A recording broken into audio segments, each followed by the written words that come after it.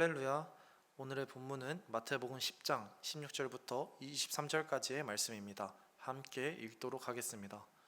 보라, 내가 너희를 보냄이 양을 이리 가운데로 보냄과 같도다. 그러므로 너희는 뱀같이 지혜롭고 비둘기같이 순결하라. 사람들을 삼가라. 그들이 너희를 공회에 넘겨주겠고 그들의 회당에서 채찍질하리라. 또 너희가 나로 말미암아 총독들과 임금들 앞에 끌려가리니 이는 그들과 이방인들에게 증거가 되게 하려 하심이라. 너희를 넘겨줄 때에 어떻게 또는 무엇을 말할까 염려하지 말라. 그때에 너희에게 할 말을 주시리니 말하는 이는 너희가 아니라 너희 속에서 말씀하시는 이 곧 너희 아버지 성령이시라. 장차 형제가 형제를 아버지가 자식을 죽이는 데에 내어주며 자식들이 부모를 대적하여 죽게 하리라. 또 너희가 내 이름으로 말미암아 모든 사람에게 미움을 받을 것이나 끝까지 견디는 자는 구원을 얻으리라.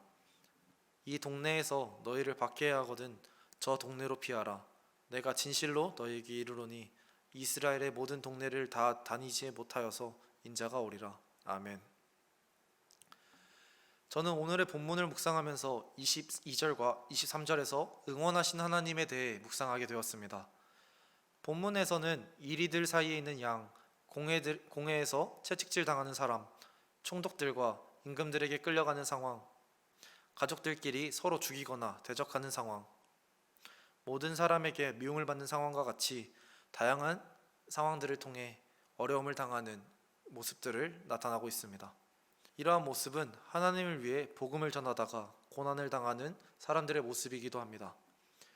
하나님은 어려움 속에서 복음을 전하다가 고난을 받는 우리를 저 멀리서 구경만 하고 계신 것이 아니라 그 상황 가운데 우리를 응원하시고 이겨낼 방법을 알려주십니다.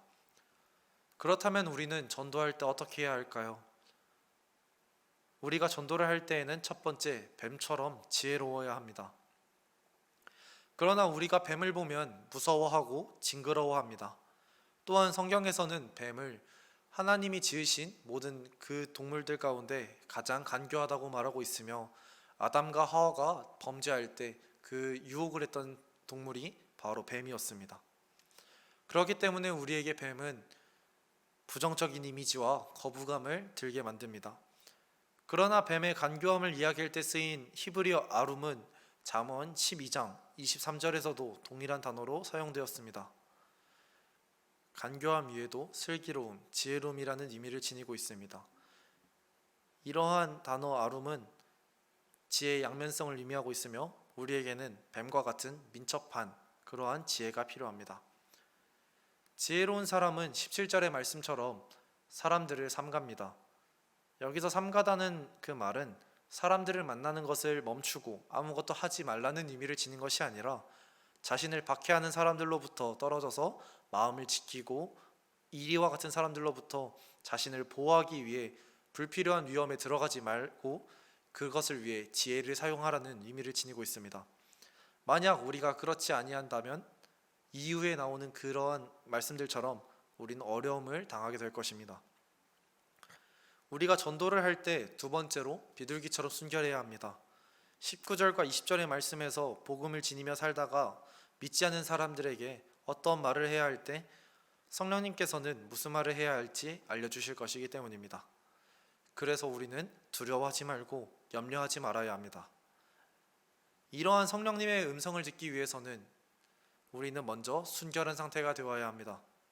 만약 우리가 순결하지 못한 삶을 살아간다면 깨끗한 물이 녹슨 수도를 지날 때 녹물이 되는 것처럼 더러운 우리 때문에 하나님의 복음이 오염될 수 있기 때문입니다. 그리고 그러한 오염된 복음을 보고 사람들은 하나님을 오해하게 됩니다. 그렇기에 복음을 지닌 우리에겐 뱀과 같은 지혜와 비둘기와 같은 순결함이 떨어져서는 안 됩니다.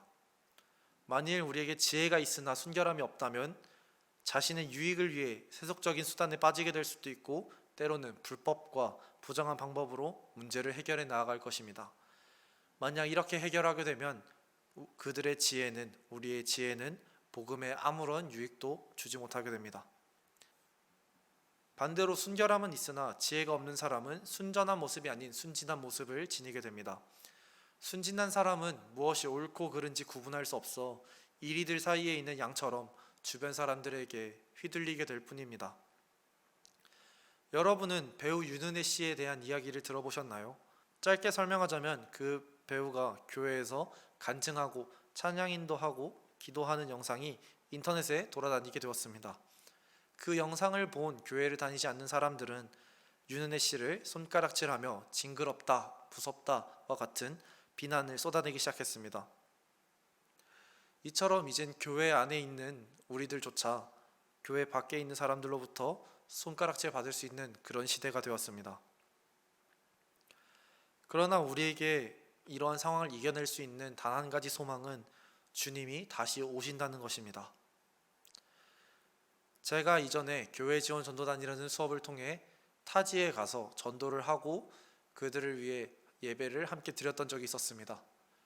제가 전도를 나갔을 때 저희 팀원들에게 많은 사람들이 손가락질하고 안 좋은 소리들을 하고 지나갔었습니다.